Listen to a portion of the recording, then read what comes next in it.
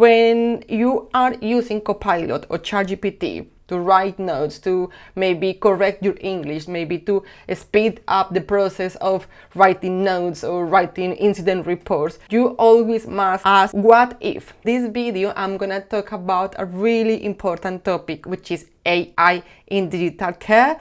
And I want you to do it safely, so please keep watching. I want you to go on e-learning for healthcare, which is the platform you are seeing on my screen. You can, if you are an NHS worker already, or if you work in social care in England, you can register with your email account, and then it will be for free, email account from work, and it will be for free, the training. And here it will explain you what is digital clinical safety, why you need to know about it, and how can you implement it safely at work. Things like Copilot or ChatGPT or any other clinical devices. It's not just for digital stuff, you know, like you using things like Accurate, for example, which is one of the communications tools that I really like and I'm always promoting with all the people I work with. Again, you do your digital clinical safety first, and then you start implementing these tools. It's like when we are using the thermometers or the blood pressure machine, we need to make sure those equipments are working well and they are going to give us a proper reading.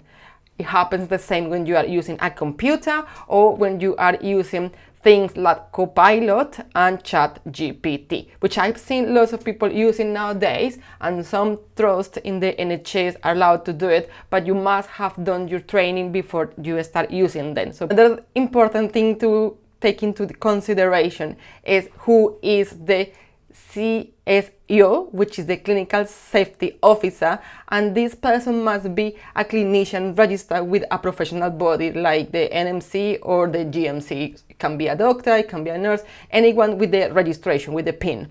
And this person must have trained in clinical risk management, and they will oversee hazard logs, clinical safety case reports, and ensure that our technology meets the standards to be able to use it with our patients without causing any harm.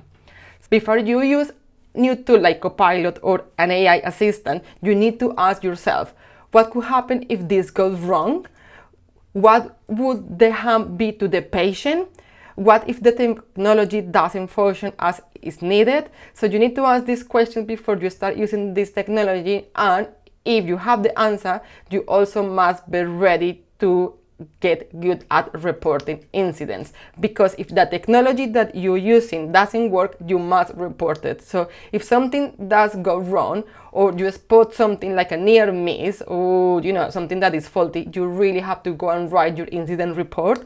And this is because the incidents can reveal patterns and help improve systems for all patients. I am going to give you an example because I used to work in a GP practice, and I want to give you an example of a real situation. So let's say a nurse have to do a referral, or a GP, but the referral didn't work and didn't reach the correct department at the right time, and then it caused delay to the patient. So let's say the patient needed an scan, but the patient didn't have it, which meant that he might have some harm because of it. So the GP or the nurse that did the referral had to report this case in their incident report tool. It used to be called Datix. Yeah, Datix. But now some trusts use something called Ulysses. So you must get good at reporting and have your training done in order to start using technologies like this. If you want to learn more about digital clinical safety, I'm gonna leave you some links on the description of this video. And I read a really nice book of a nurse. I'm gonna post the link as well here. Or if you are on LinkedIn, you can follow me on LinkedIn and I can connect you with this person there. But she has lots of information about this digital clinical safety and the training you should do in advance.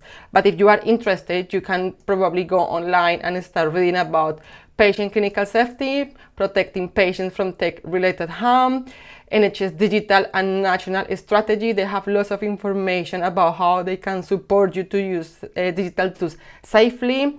Also, there is lots of information about AI and machine learning, which is a really huge opportunity for you to learn more, but also to understand how to manage risk. There are the standards. This is for manufacturers or for companies that are producing IT equipment. They are the standards DCB 129 and DCB 0160. Again, all this information is online. I'm gonna leave the links down there so you can check them down there. But please do get ready to understand why it is important to read and do the training before using Copilot and ChatGPT. This is all I want to talk about today. Remember, my name is Leslie Vasquez, and if you like this video, please like and subscribe to the channel and share it with those that are interested in learning how to communicate effectively when English is the second language. See you next time.